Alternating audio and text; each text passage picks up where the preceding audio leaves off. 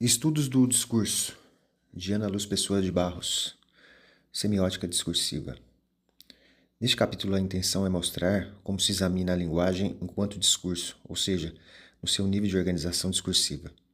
Diferentes estudos do texto e do discurso, com seus princípios teóricos e metodológicos, propõem perspectivas diversas para seu exame. Há, porém, um ponto de vista comum nesses caminhos dos estudos da linguagem. A análise do discurso vai além da dimensão da palavra ou da frase e se preocupa com a organização global do texto. Examina as relações entre a enunciação e o discurso enunciado, entre o discurso enunciado, e os fatores sócio-históricos que o constroem. Entre os diferentes estudos do nível discursivo, será examinada, neste capítulo, a perspectiva da semiótica discursiva de linha francesa. Há, além disso, neste livro, o ponto de vista dos estudos pragmáticos, tratado em outro capítulo. No primeiro volume desta série, dedicado aos objetos teóricos do estudo das linguísticos, um dos capítulos, elaborado por Louis Statit, 2002, tratou também da semiótica discursiva. Partiremos desse texto para que não precisemos retomar as questões que foram já apresentadas e desenvolveremos um pouco mais sobre a análise dos níveis narrativos e discursivos do texto. A semiótica tem, portanto, o texto e não a palavra ou a frase como seu objeto e procura explicar os sentidos do texto, isto é, o que o texto diz e também, ou, sobretudo, os mecanismos e procedimentos que constroem os seus sentidos. Esses mecanismos e procedimentos são de dois tipos: a organização linguística e discursiva do texto e as relações com a sociedade e a história.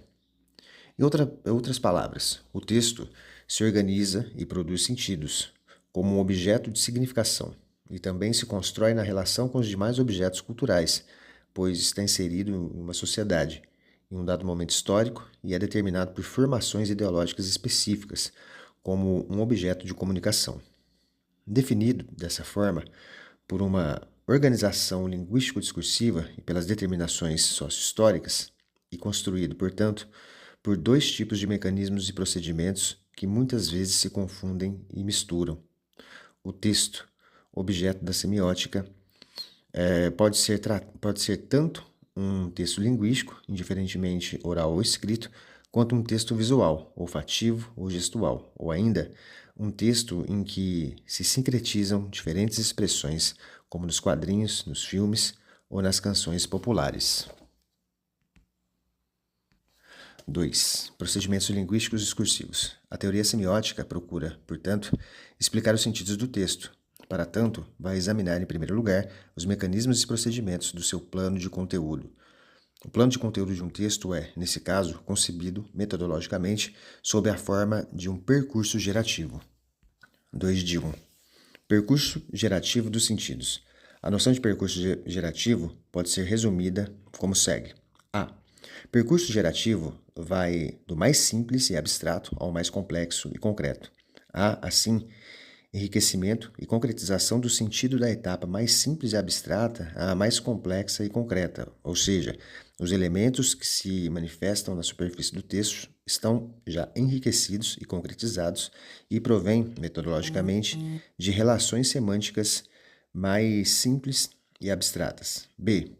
São determinadas 3 etapas no percurso, podendo cada uma delas ser discutida e explicada por uma gramática autônoma, muito embora o sentido do texto dependa da relação entre os níveis.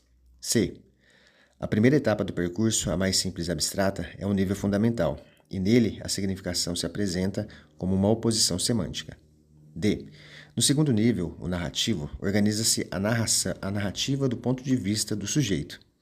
E, finalmente, a terceira etapa, a mais complexa e concreta, é a discursiva, em que a organização narrativa vai se tornar discurso, graças aos procedimentos de temporalização, espacialização, actorialização, tematização e figurativização, que contemplam o enriquecimento e a concretização semântica já mencionados. Na letra da canção infantil A Galinha, de Luiz Henrique, Sérgio Bardotti e Chico Buarque, 1980, pode-se observar como são concebidos o percurso gerativo do sentido em suas 3 etapas. Todo ovo que eu choco, me toco, de novo. Todo ovo é a cara, é a clara, do vovô. Mas fiquei bloqueada e agora de noite só sonho gemada. A escassa produção alarma o patrão. As galinhas sérias jamais tiram férias. Estás velha? Te perdoo. Tu ficas na granja, em forma de canja. Ah, é esse o meu troco. Por anos de choco, dei-lhe uma bicada e fugi. Chocada, quero cantar, na ronda, na crista, na onda. Pois um bico a mais só faz mais feliz. E a grande gaiola do meu país. No nível mais abstrato e simples, o das estruturas fundamentais, os sentidos do texto são entendidos como uma categoria ou oposição semântica, cujos termos são 1. Determinados pelas relações sensoriais de ser vivo, como esses conteúdos, e considerados atraentes ou eufóricos e repulsivos ou disfóricos. Negados ou afirmados. 2. Negados ou afirmados por operações de sintaxe elementar. 3. Representativos e visualizados por meio de um modelo lógico das relações dominantes, denominado quadrado semiótico. Em A Galinha, a categoria semântica fundamental é liberdade versus dominação, exploração, opressão, que se manifesta no texto de modos diversos, mas que resume de forma simples e abstrata o conteúdo geral do texto. O termo liberdade é determinado como eufórico e dominação como disfórico, ou seja, no texto em questão a liberdade é atraente e a dominação repulsiva. As operações de negação e afirmação no texto levam ao percurso gerativo que segue, : afirmação para negação e, de novo, para afirmação. Dominação para não dominação, para liberdade. Disforia para não disforia, para euforia. Cabem aqui 3 observações. Trata-se de um texto euforizante, ou seja, que vai da disforia à euforia, isto é, de um texto que acaba bem. Não se passa diretamente de um termo dominação a outro, liberdade, e sim por meio de operações de negação e afirmação. A categoria fórica, eufórica versus disfórica. Relaciona-se com a categoria tensiva, ou seja, tensão versus relaxamento. Ou seja, a sensação de euforia corresponde à passagem à continuidade do relaxamento, e a disforia à passagem à descontinuidade ou separação tensa, como será mais bem explicado no nível narrativo. A análise efetuada do nível fundamental de A Galinha pode ser visualizada no modelo abaixo do quadrado semiótico. Então temos o quadrado semiótico, dominação, disforia, tensão, que vai para liberdade, euforia, relaxamento. Embaixo da dominação, disforia, tensão, do quadrado semiótico, temos não liberdade, não euforia, retenção. O outro polo, não dominação, não disforia, distensão. Explicação dos termos. A linha pontilhada, termos contrários. A linha reta, termos contraditórios. As 2 linhas juntas paralelas, termos complementares. A flecha, operação de negação. A flecha com 2 linhas, operação de afirmação. Se o texto é examinado segue o percurso representado pela seta, pode-se prever outros textos que façam o percurso contrário, liberdade para não liberdade para dominação. Como, por exemplo, em um texto sobre os índios brasileiros, ou que determinem de modo diferente os termos da categoria. Liberdade como disforia e tensão, desde que sinônimos de bagunça, confusão, desordem, e dominação como eufórica e relaxada, quando entendida como ordem e regra. A segunda etapa do percurso é a das estruturas narrativas, A conversão do nível fundamental ao narrativo pode ser sintetizada em 3 pontos. 1. Introdução do sujeito. Em lugar de operações lógicas fundamentais, ocorrem transformações narrativas operadas por um sujeito. 2. As categorias semânticas fundamentais tornam-se valores do sujeito e são inseridas nos objetos com que o sujeito se relaciona. 3. As determinações tensivo-eufóricas fundamentais convertem-se em modalizações que modificam as ações e os modos de existência do sujeito e suas relações com os valores. Em A Galinha, o sujeito patrão opera a transformação que põe o sujeito galinha em situação de dominação, e a própria galinha realiza a transformação que a coloca em estado de liberdade. Liberdade é o valor com o qual a galinha se relaciona por via de objetos. E essa é uma relação desejável, ou seja, modalizada pelo querer. Da mesma forma, a galinha quer realizar a transformação de sua situação de dominação em estado de liberdade. A narrativa de um texto é a história de um sujeito em busca de valores. Para que o sujeito tenha acesso aos valores, são eles inseridos nos objetos. Os objetos, com seus valores, circulam entre os sujeitos. Dessa forma, quando um sujeito ganha ou adquire um valor, outro sujeito doa esse valor ou é dele privado. A consequência disso é que a narrativa se desdobra e se redefine como a história de dois sujeitos interessados nos mesmos valores e em busca desses valores desejados. Os percursos dos dois sujeitos se encontram, portanto, interferem um no outro. Assim como o conto popular, O Pequeno Polegar, a história de um menino e de um gigante interessados na bota de 7 léguas. Cada uma das narrativas desdobradas tem uma organização canônica que 3 percursos se relacionam por preposições. O percurso da manipulação, o da ação e o da sanção. Sendo que a sanção pressupõe a ação, que por sua vez pressupõe a manipulação. É lógico que esses percursos nem sempre estão explicitados no texto, mas se forem reconstituídos, a narrativa perde sentido. Pode-se explicar aqui, muito rapidamente, a noção de manipulação, ação e sanção. No próximo item, essas questões serão mais bem desenvolvidas. No percurso da manipulação, o destinador propõe um contrato a um destinatário e procura persuadi-lo, com diferentes estratégias, a aceitar o contrato e a fazer o que ele, destinador, quer que o outro faça. O destinatário, por sua vez, interpreta a persuasão do destinador.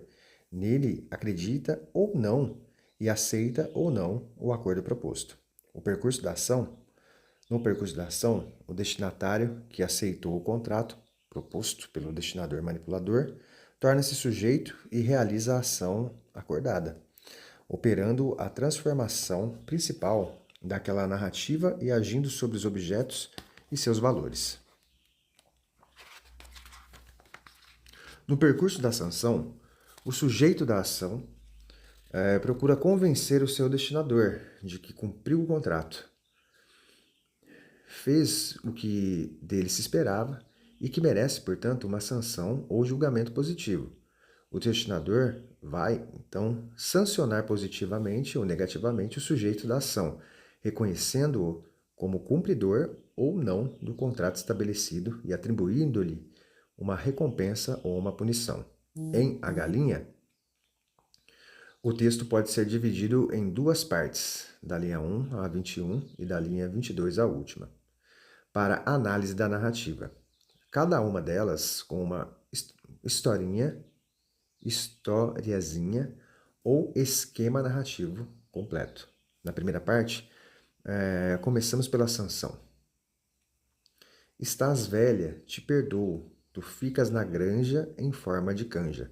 O destinador patrão reconhece que a galinha não realizou a ação prevista no contrato, ou seja, não bota mais ovos e não cria mais pintinhos, o que faz dela uma má galinha ou uma galinha pouco séria, que, portanto, merece ser punida, virar canja.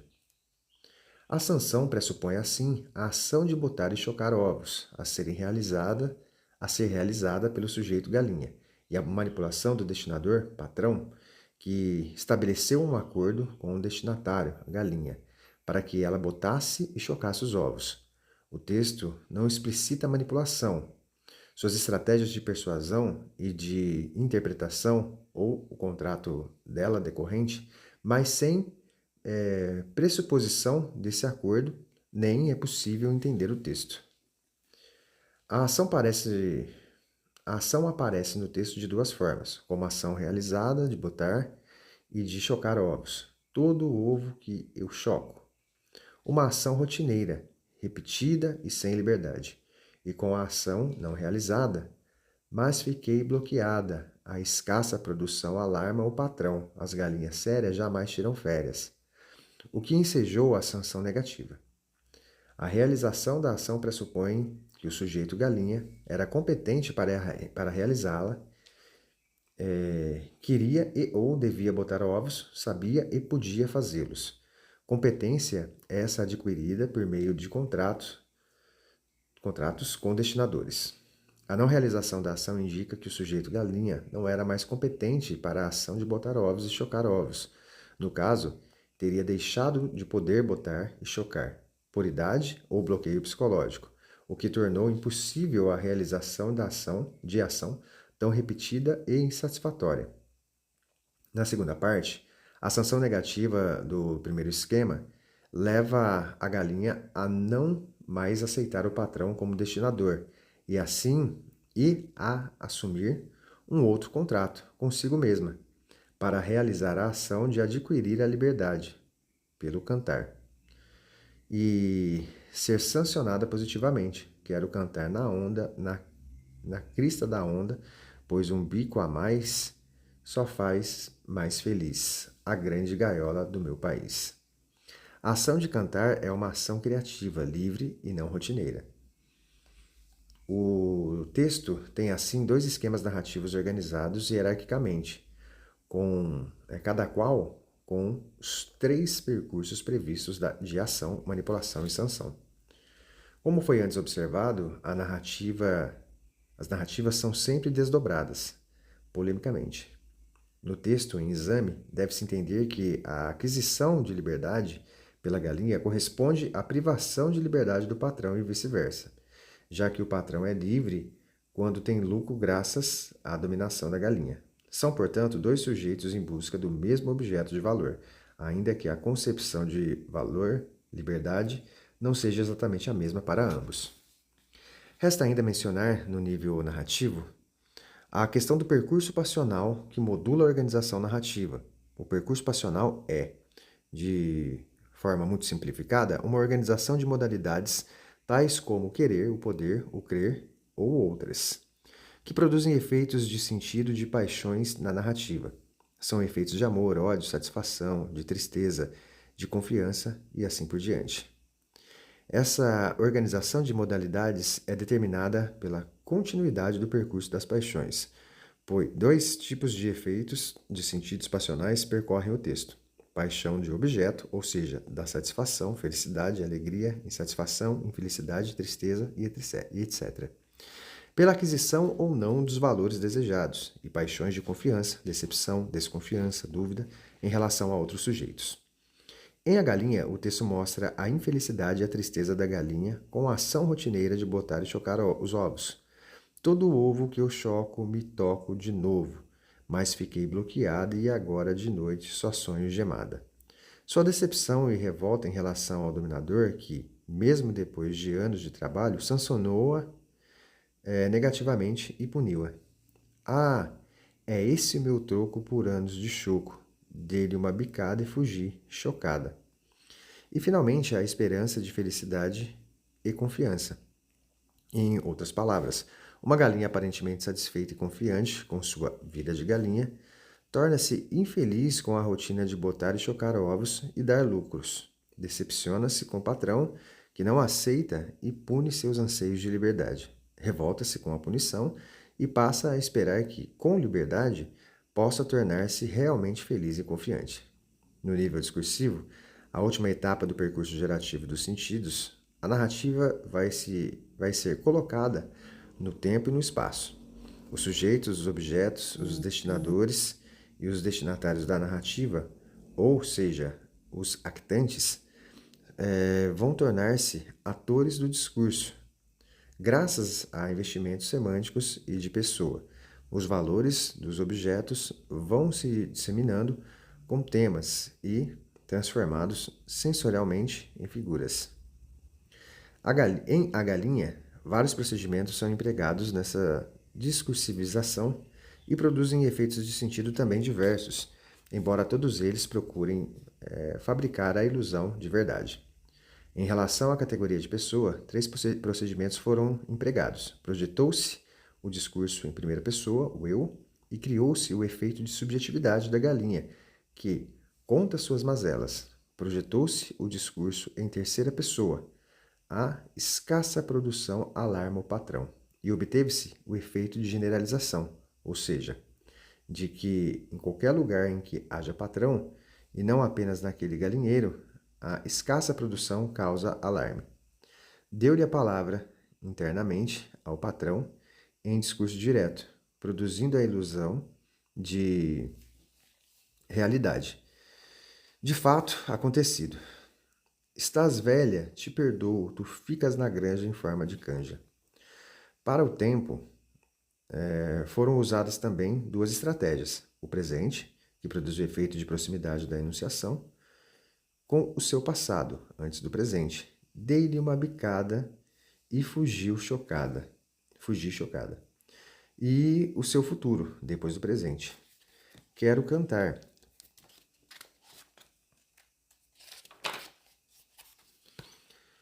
O presente gnômico, que produz o efeito de atemporalidade e de eternidade, usando para criar a ilusão de verdade geral e atemporal, com os provérbios: a escassa produção alarma o patrão. No espaço, ao contrário do tempo e da pessoa, não se busca o efeito de proximidade da enunciação. O ponto de referência de espaço é um lá. A granja, meu país, do qual a galinha foge. A galinha é um discurso temático figurativo, pois desenvolve uma ou mais linhas temáticas em que as categorias semânticas são disseminadas do modo abstrato, mas com cobertura figurativa, isto é, com a concretização sensorial dos temas por meio de figuras. Trata-se, além disso, de um discurso pluriisotópico, como, em geral, acontece com textos poéticos, pois desenvolve várias leituras temáticas figurativas. A. Tema da domesticidade ou da dominação e exploração do animal doméstico pelo homem. B. Tema econômico do trabalho, que se mostra claramente em termos como produção, patrão, férias, e que faz o texto dialogar com filmes como Os Tempos Modernos ou A Classe Operária Vai ao Paraíso. C. Tema socioeconômico da divisão do trabalho entre homem e mulher e da dominação do homem, cabendo à mulher o trabalho rotineiro de ter e criar filhos.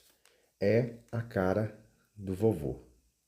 Cuidar das tarefas domésticas, só sonho gemada. Será ser séria e não ter férias. As galinhas sérias jamais tiram férias. E quando fica velha, virar canja. Deve-se mencionar ainda que a galinha resolve cantar, o que é próprio do galo, na espécie, pois só ele canta e tem crista, na crista da onda. A galinha apenas cacareja. D. Tema político, da opressão política no período da ditadura militar no Brasil, a menos clara das leituras, desencadeada pelos versos finais. Pois um bico a mais só faz mais feliz a grande gaiola do meu país. As leituras abstratas temáticas estão concretizadas figurativamente por um meio de diferentes ordens sensoriais que criam as figuras combinadas e reiteradas de galinha, ovo, chocar, clara, gemada, granja, canja, bicada, crista, gaiola. A dominação e a liberdade usam traços sensoriais diferentes. Dominação, um quadro que tem dominação e liberdade. Serão examinados a parte tátil, visual e auditiva. Na parte tátil, a dominação é espesso, viscoso, clara, gemada, canja. Na parte de liberdade, ralo, onda. O visual, dominação é sem som ou com som repetido, de fala, de choro, de cacarejar. Na parte de liberdade, harmonioso, que é o cantar. Agora o auditivo, na parte de dominação, escuro, turvo, que é a noite, baixo, horizontal, amarelo, que é o ovo ou gemada. Na parte de liberdade, claro, que é a onda, alto, vertical, na crista, vermelho, crista da onda. Que nos vários temas organizam coberturas figurativas também diferentes. Assim, por exemplo, o traço auditivo da dominação ocorre como cacarejar na leitura do animal doméstico, como choro de criança, no da mulher, como ruído rotineiro das máquinas da fábrica, na do trabalho, ou como silêncio na política. Serão a seguir examinados mais detalhadamente os níveis narrativo e discursivo do percurso gerativo do sentido.